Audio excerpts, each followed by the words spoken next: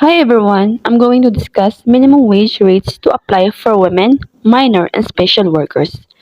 The following is a historical resume of the minimum wage regulations in Wisconsin. For the sake of brevity, detailed data on such subjects as workers with disabilities, domestic and agricultural wage rate, tips, meal and room allowance, record keeping, and shielded workshop was included only for recent years. So meaning the employees must be paid at least the minimum hourly wage rate for every hour work. The industrial commissions created a women's department and assigned it the responsibility for the administration of the law concerning women and employment of minors, including the minimum wage law. All workers paid by the results, including those who are paid on a piecework, takay, pakyaw, or task basis, shall be entitled to receive the prescribed minimum wage per 8 hours work a day or a proportion thereof working less than 8 hours. So meaning all workers paid by result must receive minimum wage go grades. Like for example, mga kansambahay, constructions, workers, sila yung mga halimbawa na dapat makatanggap ng minimum wage rates. Minimum wages can be also be one element of a policy to overcome poverty and reduce inequality, including those between men and women, by promoting the right to equal remunerations for work of equal value. In defining a minimum wage, it is important to be specific about which components of a wage can be counted in the minimum, the extent and conditions under when payment in kind can be allowed, how the minimum is calculated for workers with a piece rate pay, and if the minimum is an hourly and or a monthly rate. Wage of apprentices and learners shall in no case be less than 75% of the applicable minimum wage rates. All recognized leadership and apprenticeship agreements.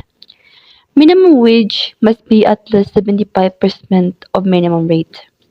In this case, private educational institutions, the share of covered workers and employees in the increased institution fees for school year shall be considered as the compliance with the applicable minimum wage rates. The purpose of minimum wage is to protect workers against unduly low pay. They help ensure a just and equitable share of the fruits of progress to all and a minimum living wage to all who are employed in needs of such protections. Minimum wages protect workers from low pay and ensure fair share of progress. Minimum wages system should be defined and designed in a way to supplement and reinforce other social and employment policies, including collective bargaining, which is used to set terms of employment and worker conditions. Hi, my name is Michaela Isabel Stenza, Payment of Wages. Wage and salaries are the payment made to employees for work that has been agreed upon between them and their employers under a contract of employment in a private sector, and for a contractual agent in the public service or employment for civil servants.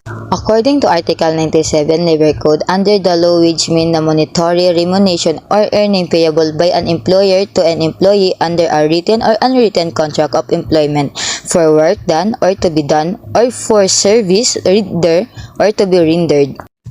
There are two types of payment of wage: direct deposit, prepaid debit card, or paper check.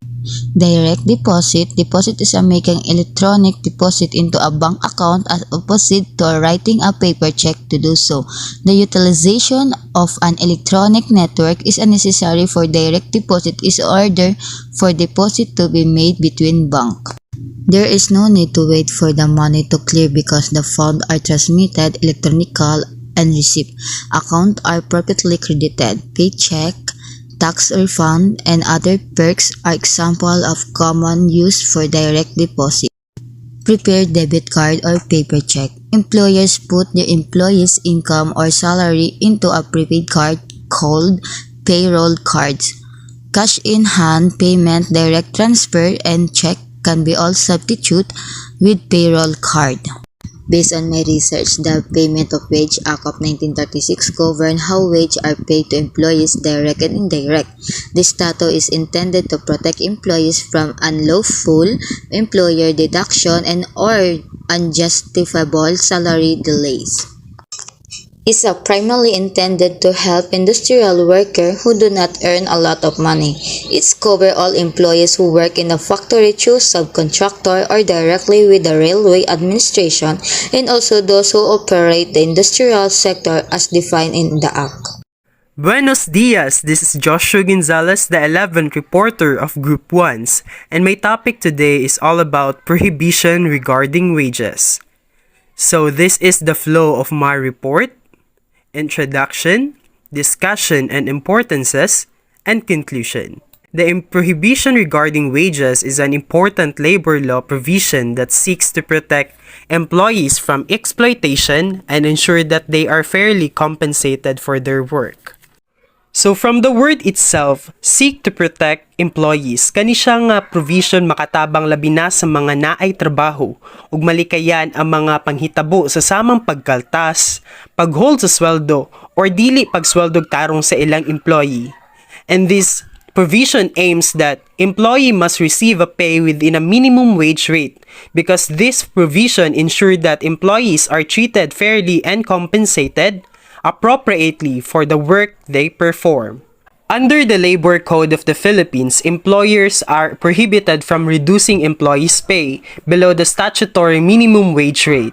This means that the employers cannot pay their workers less than the minimum wage rate, which is set by the regional wage boards and varies depending on the region where the worker is employed. Additionally, employers are also prohibited from making any deduction from employees' pay, except for authorized deductions such as taxes, social security contribution, and union dues, etc. This means that employers cannot reduce employees' pay to offset any losses or damages incurred by the company or to cover any costs related to the employee's work, such as uniform or tools. Did you know that the minimum wage rates is vary depending on the region? With the highest rates in the National Capital Region or NCR and the lowest rates in the Region 4B, Memaropa. As you can see, the minimum wage rate in NCR is 537 pesos, while the lowest rates in the Region 4B, Memaropa is 368 pesos. In Davao Region, the new minimum wage rate is 443 pesos. The effectiveness starts last January 1, 2023. So why is it important, the prohibition regarding wages? So is it important because it helps to ensure that employees are fairly compensated for their work and that their wages are not reduced arbitrarily or unjustly. This helps to promote social justice and fairness in the workplace, which is essential for maintaining a healthy and productive workforce. Did you know that the prohibition regarding wages is also applies to non-monetary benefits such as food, lodging, and transportation? So these benefits should not be used to reduce employees' pay below the minimum wage rate. In conclusion, the prohibition regarding wages is an important labor law provision that protects employees from exploitation and ensure that they are fairly compensated for their work. Employers must comply with the minimum wage rates and are prohibited from making any unauthorized deduction from employees' pay. As I've said earlier, this helps to promote social justice and fairness in the workplace, which is essential for maintaining a healthy and a productive workforce. This is the end of my report. Thank you for listening. Good day everyone, this is Joser Elrico and I will be reporting about Article 97 to 101 of Labor Code. In Article 97, the definition and title is wages, and we have a person. It means an individual, partnership, association, corporation, business trust, legal representatives, or any organized group of persons. For employer, it includes any person acting directly or indirectly in the interest of an employer in relation to an employee and shall include the government and all its branches, subdivisions, and instrumentalities and all government-owned or controlled corporations and institutions, as well as non-profit private institutions, organizations. For employee, it includes any individual employed by an employer. For agriculture, it includes farming in all its branches, and among other things, it includes cultivation and tillage of soil, dairying, also the production, cultivation, growing, and harvesting of any agricultural and horticultural commodities. For employee, includes to suffer or permit to work. And lastly, for wage, paid to any employee shall mean the remuneration or earnings, however designated, capable of being expressed in terms of money, whether fixed or ascertained on a time, task, piece, or commission basis, or other method of calculating the same. In Article 98, application of title. This title shall not apply to farm tenancy or leasehold, domestic service, and persons working in their respective homes in needle work or any cottage industry, July registered in accordance with law.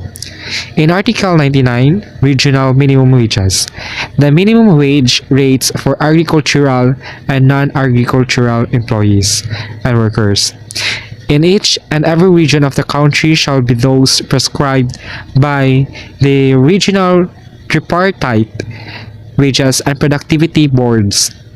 In Article 100, prohibition against elimination or diminution of benefits. Nothing in this book shall be construed to eliminate or in any way diminish supplements or other employee benefits being enjoyed at the time of promulgation of this code.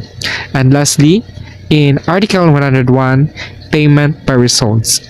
The Secretary of Labor and Employment shall regulate the payment of wages by results, including pacquiao, piecework, and other non-time work, in order to ensure the payment of fair and reasonable wage rates, preferably through time and emotion studies or in consultation with. And that's all. Thank you. Hello everyone, my name is Jane Lopez and I'll be the one who will report the Article 102 to 105. So let me read the Article 102 of the Labor Code. Forms of payment. No employer shall pay the wages of an employee by means of promissory notes, vouchers, coupons, tokens, tickets, cheats, or any object other than legal tender, even when expressly requested by the employee. So, for the business owner or the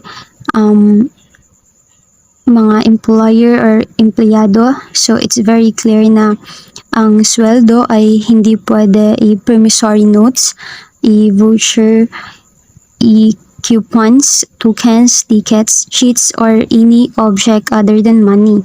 So, ang sweldo ng mga empleyado is money, not in the form of rice or any other object. Dahil I observe na sa mga provinces, meron pa ding mga empleyado na yung sweldo nila is a form of groceries and rice. Article 103, time of payment. Wages shall be paid at least once every 2 weeks or twice a month at intervals not exceeding 16 days. So, in Article 103, it's very clear na ang sweldo ay twice a month at hindi lalagpas sa 16 days. So, that's why ang sweldo ng mga empleyado ay 15th or 30. So, not exceeding 16 days. At present, may nakaschedule na sweldo para sa mga empleyado every 10th of the month and 25th of the month. So, pasok siya sa not exceeding 16 days. That is lawful, but pag lumampas naman ng 16 days, that is considered unlawful. Based sa aking research, employers, dapat tandaan na hindi lalagpas ng 16 days ang pasweldo sa mga empleyado. So no employer shall make payment with less frequency than once a month. So dapat in a month, twice a month magpasweldo. The Article 104 of Labor Code explain place of payment unless as otherwise permitted by rules that the Secretary of Labor and Employment may prescribe in circumstances to ensure stronger protection of wages. Payment of wages shall be made at or close to the location of the undertaking. Article 105 of the Labor Code provides direct payment of wages. Wages shall be paid directly to the workers to whom they are due except. In Article 105, dapat ay diretso ang pagbayad ng sahod sa mga workers. Ipinatupad ito na batas dahil may mga circumstances na pinapasa sa mga authorized person ng sahod at hindi na exact amount ang nabibigay na sahod sa mga workers. So, ang mga exception ay, example, kung inalaw ng workers na ibang tao or maybe yung kapatid niya ang kukuha ng sahod niya, so dapat may authorization letter na nakalagay na I allow this person to claim my salary kasi nga baka nawala yung ATM niya or maybe nanakaw. Another example is nagkasakit ako tapos di ako maka-leave sa work, so I can call other people to claim my salary basta as long as may authorization letter galing sa akin. So one of the example, if the employee has passed away, in which case the company may pay the employee's earnings to the deceased employee's heirs without the need for an intestate estate. If all of the claimants are of legal age, they must sign an affidavit attesting to the relationship and that they are his heirs. If any of the heirs is a minor, his natural guardian or next of kin must sign the affidavit on his behalf. The affidavit must be given to the employer who will pay through the Secretary of Labor and Employment or a representative of that office. The Secretary of Labor and Employment's representative will serve as the arbitrator in allocating the payment to the heirs. When wages are paid in accordance with this article, the employer is released from all further obligations regarding the amount of the payment. Hello everyone, so I am John Ray Mark of Leanda, and this time I'm going to talk about the Article 106 to 110 of Labor Code. So first, let's talk about the Article 106, contractor or subcontractor. So in this article, whenever an employer enters into a contract with another person for performance of former work, the employees of the contractor and the latter subcontractor, if any, shall be paid in accordance with the provision of this code. In the event that the contractor or subcontractor fails to pay the wage of his employees in accordance with this code, the employer shall be jointly and severally liable with his contractor or subcontractor to such employees to the extent of work performed under the contract, in the same manner and extent that he is liable to employees directly employed by him.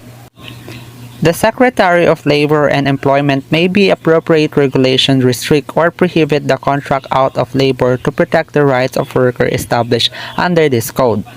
In so prohibiting or restricting, he may be appropriate distinction between labor-only contracting and job contracting, as well as differentiation within this type of contracting, and determine who among the parties involved shall be considered the employer for the purpose of this code, also to prevent any violation or circumvention. So there is labor-only contracting where the person supplying worker to an employer does not have substantial capital or investment in the form of tools, equipment, machinery, or work premises among other, and the worker recruited and placed by such persons are perform activity which are directly related to principal business of employer. In such case, the person or intermediary shall be considered merely as an agent of employer who shall be responsible to the workers in the same manner that extent as if the latter were directly employed by him. So in short, in Article 106, no, it deals with the liability of principal, contractor, and subcontractor in the case of labor-only contracting. It also states that in such case, no, a person or entity that hired the contractors or subcontractor will be considered as directly employer of the workers who perform the contracted job or service. So let's proceed to the Article 107, Indirect Employer. The provision of immediately preceding article shall likewise apply to any person, partnership, association, or corporation that not being an employer contract with an independent contractor for the performance of any work, task, job, or project. So in this article, no, it requires employers to keep and maintain accurate employment record which must include the employee's name, age, address, occupation, rate of pay, date of employment, and other necessary details. This record must keep for at least 3 years. So next is the Article 108, Posting of Band. An employer or indirect employer may require the contractor or subcontractor to furnish a band equal to cost of labor under the contract, on condition that the band will answer for the wage due to the employee should the contract or subcontractor, as the case may be, fail to pay the same. So in Article 108 daw, if ang contractor or subcontractor fails to pay its employees their agreed upon wage, the employer or indirect employer can require a contractor or subcontractor to post a bond in the amount of those wage. So let's proceed to Article 109, Solidary Liability. The provisions of existing law to the contrary notwithstanding, every employer or indirect employer shall be held responsible with his contractor or subcontractor of any violation of any provision of this code. For the purpose of determining the extent of their civil liability under this chapter, they shall be considered as direct employer. So in Article 109 daw, even if other laws say something different, every employer or indirect employer will be held responsible along with his contractor or subcontractor if any part of this code is broken. In order to figure out how much civil liability they have under this chapter, they will be treated as direct employer. So let's proceed to Article 110, Worker Preference in case of bankruptcy. In the event of bankruptcy or liquidation of any employer's business, his workers shall enjoy first preference as regards their wage and the other monetary claim.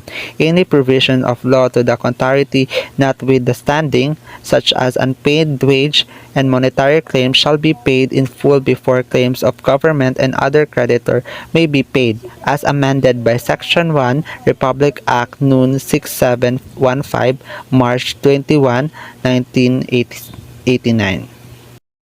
So in summary, Article 106 to 110 of the Philippine Labor Code outlines the various responsibility of employers in the country, including their obligation to provide safety and sustainable working condition, fair wage and benefits, and accurate employment record.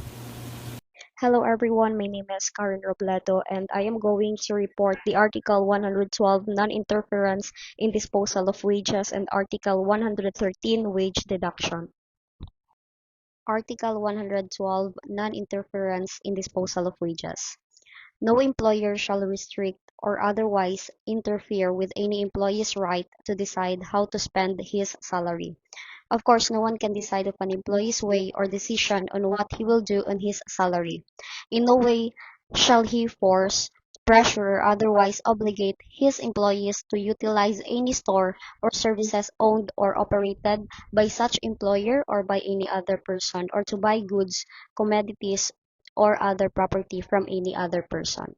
Article 113 wage deduction. No employer in his own behalf or in behalf of any person shall make any deduction from the wages of his employees except if the employee is covered by the employer's insurance policy with his or her consent and the deduction is intended to reimburse the employer for the premiums they paid.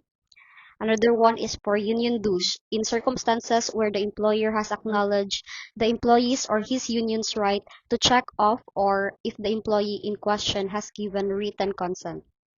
Lastly, whenever the employer is permitted to do so under the legislation or rules promulgated by the Department of Labor and Employment. And based on my personal experience, man po, the company or employer will always let us know via email regarding with the deductions of our salaries. For instance, the company tax certificate or cedula as required by the local government unit which is being processed by the company on my behalf. So, ginakaltas na nila sa ako ang salary. That's it for Article 112, Non-Interference in Disposal of Wages, and Article 113, Wage Deduction. So, hello everyone. My topic is all about women workers. Article 2, Section 14 of the 1987 Constitution of the Philippines provides for the protection of women in the workplace. The section states that the state recognizes the role of women in nation building and shall ensure the fundamental equality before the law of women and men. The state shall provide for the protection of women workers and shall ensure their rights to security of tenure, humane conditions of work, and living wage. The state shall also promote the participation of women in labor and management and provide training and opportunities for women to attain greater equality in the workplace.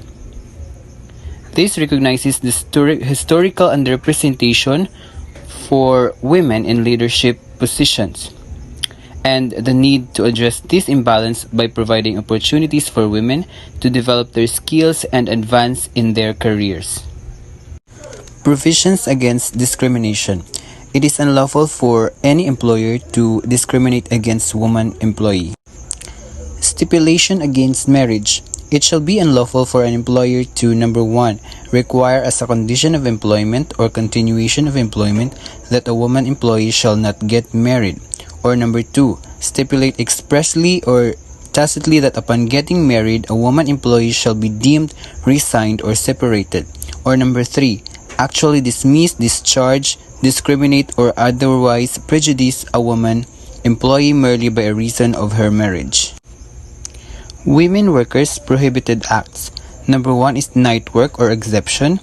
No more night work prohibited under RA 1015-1. Number 2, Article 154 RA 1015-1 coverage. It means any employed persons whose work requires performance of substantial numbers of hours of night work which exceed a specified limits. Number 3, women night workers. It measures shall be taken to ensure that an alternative to night work is available to women workers. Anti-Sexual Harassment Act or RA number 7877. Number 1, employment or work related, for example, the sexual favor is made as a condition. Number 2, education or training environment. Persons who may be liable is number 1, any employer, employee, manager, supervisors, or any other person. Number 2, any person who directs or induces another to commit any act of sexual harassment. Number 3, any person who cooperates in the commission. Role of the employer or head of office. Number 1, Section 4 RA 7877. The employer or head of office shall have the duty to number 1, to prevent the commission of such act. Number 2, to lay down the procedure for the resolution, settlement, or prosecution of commuted acts. Section 5 RA 7877. He shall be solidarily liable for damages. Independent action for damages. Section 6 RA 7877. The victim of work, education, or training related sexual harassment can institute a separate and independent action for damages and other affirmative relief. Sanctions to criminals. Imprisonment of 1 month, 2 months, or fine of 10K to 20K or both. Prescription of such action is in 3 years.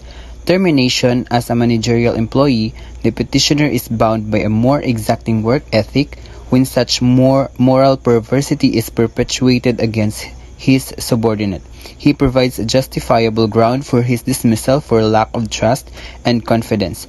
It is the right, nay, the duty of every employer to protect its employees from oversexed superiors. So hello everyone, it's me again, John Raymark of Lianda, and this time I'm going to talk about person with disability in RA Noon 7277 as amended by RA Noon 9442. So persons with disability are those individuals defined under Section 4 of RA 7277, an act providing for a rehabilitation, self-development, and self-reliance of a person with disability as amended and their integration into a mainstream of society and for other purpose. So this is defined as a person suffering from restriction or different abilities as such result of mental, physical, or sensory impairment to perform an active in a manner of within the range considered normal for a human being. So kung moingon tag disability no, it means a physical or mental impairment that substantially limits one or more psychological, physiological, or anatomic functions of individual or activities of such individual. Also, disability means a record of such impairment or being regarded as having such an impairment. Hello everyone, my name is Karen Robledo and I am going to discuss the rights of person with disability. So persons with disabilities have the right to equal access to all aspects of society, including the physical environment, public facilities and services, transportation, information and communications, and other areas that is according to Article 9, accessibility. Another one is people with disabilities have the right to life that is under the Article 10. Countries must take all the necessary measures to ensure that people with disabilities are able to effectively enjoy this right on an equal basis with the other people. So another is the legal right to legal recognition of persons with disabilities. People with disabilities have the same legal capacity as everyone else in all aspects of life. That is according to Article 12, equal recognition before the law. So the country must take the necessary steps to provide support for people with disabilities so they can effectively exercise their legal capacity. People with disabilities have the right to effective access to justice on an equal basis with others, including through the provision of appropriate accommodations that is under the Article 13 access to justice. On an equal footing with others, people with disabilities have the right to liberty and personal security. So that this disability by itself cannot be used to excuse liberty restrictions. People with disabilities have the right to be free from torture and from cruel, inhuman, or degrading treatment or punishment. No one shall be subjected to medical or scientific experimentation without his or her free consent. That is under the Article 15, freedom from torture or cruel, inhuman, or degrading treatment or punishment. All types of exploitation, aggression, and abuse, including those with gender-based components against disabled people, must be prohibited, both inside and outside the home. Every person with disabilities has a right to respect for his or her physical and mental integrity on an equal basis with others. That is under the Article 17, protecting the integrity of the person. People with disabilities have the right to a nationality. Children with disabilities have the right to a name and to know and be cared for by their parents. People with disabilities have the right to live independently in the community. Countries must ensure that people with disabilities have the opportunity to choose where they live, with whom they live, and that they are provided with the support necessary to do this. People with disabilities have the freedom to communicate using any form of accessible technology, including sign language, assistive technology, augmentative and alternative communication, mass media, and other accessible means of communication. So this includes the freedom to give and receive information and ideas. People with disabilities have the right to privacy. Information about people with disabilities, including personal information and information about their health, should be protected. People with disabilities have the right to marry and to found a family. So countries must provide effective and appropriate support to people with disabilities in bringing up children and provide alternative care to children with disabilities where the immediate family is unable to care for them. People with disabilities have a right to education without discrimination. So the countries must ensure that people with disabilities can access an inclusive, quality, and free primary and secondary education in their own community. So countries must also provide reasonable accommodation and individualized support to maximize academic and social development. So the countries must take all appropriate measures, including measures that are gender sensitive, to ensure that people with disabilities have access to the same range, quality, and standard of healthcare that is available to everyone else and which are close to people's own communities. People with disabilities have the right to work, including the right to work in an environment that is open, inclusive, and accessible. So countries must take appropriate steps to promote employment opportunities and career advancement for people with disabilities. People with disabilities have the right to an adequate standard of living, including the water, food, clothing, and housing, and to effective social protection, including poverty reduction and public housing programs. That's it for the rights of person with disability. My name is Jane Lopez, and I will be the one who will report the prohibition on discrimination against persons with disability. It explained that no person who owns, rents, or operates a place of public accommodation shall discriminate against any disabled person in the full and equal enjoyment of the goods, services, facilities, privileges, advantages, or accommodations of any place of public accommodation.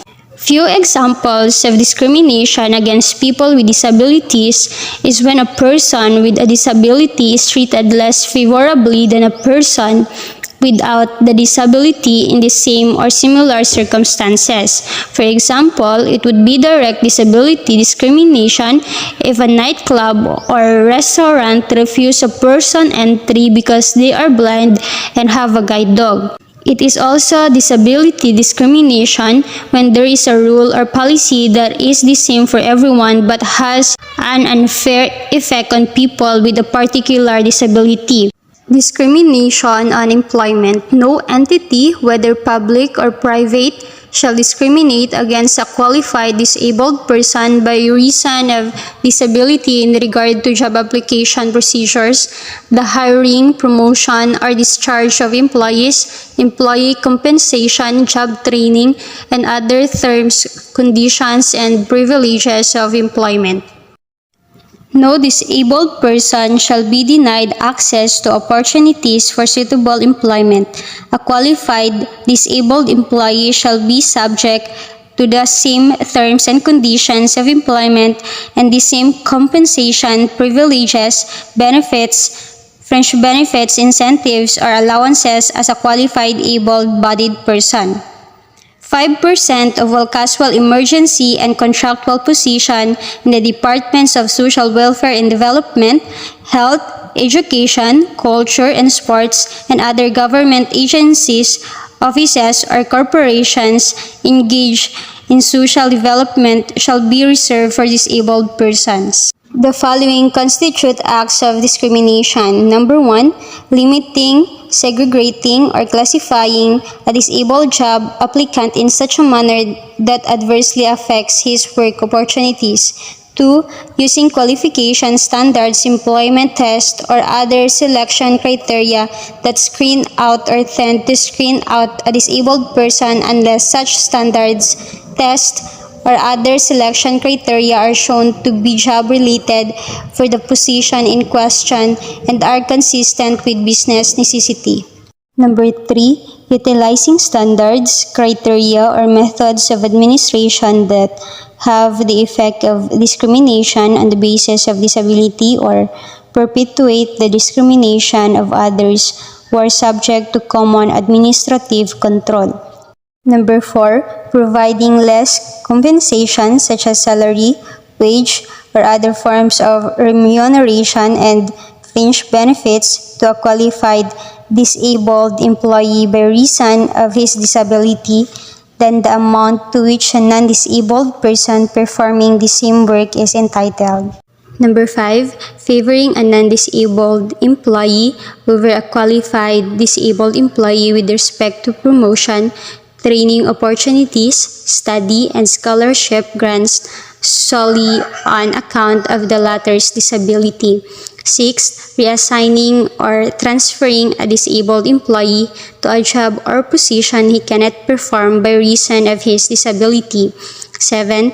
Dismissing or terminating the services of a disabled employee by reason of his disability unless the employer can prove that he impairs the satisfactory performance of the work involved to the prejudice of the business entity, provided, however, that the employer first sought to provide reasonable accommodations for disabled persons. Number 8. Failing to select or administer in the most effective manner employment tests which accurately reflect the skills, aptitude, or other factor of the disabled applicant or employee that such test purports to measure, rather than the impaired sensory, manual, or speaking skills of such applicant or employee, if any, and 9.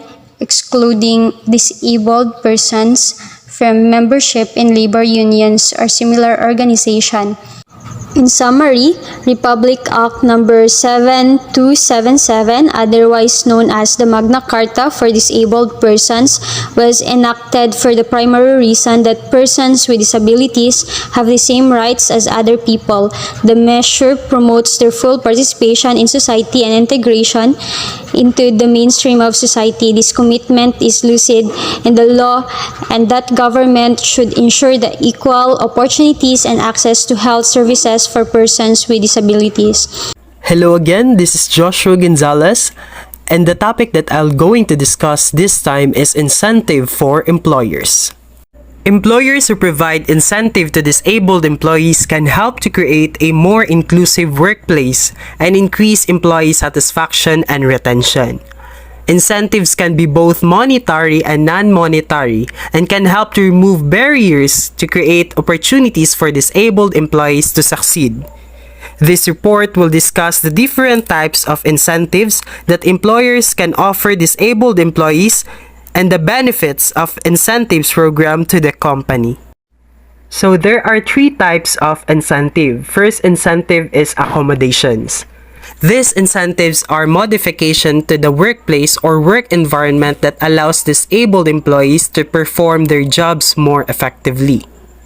Second incentives is flexible work arrangements. These incentives allows disabled employees to work from home or have flexible schedules that accommodate their disability-related needs. And last incentives is training and development opportunities.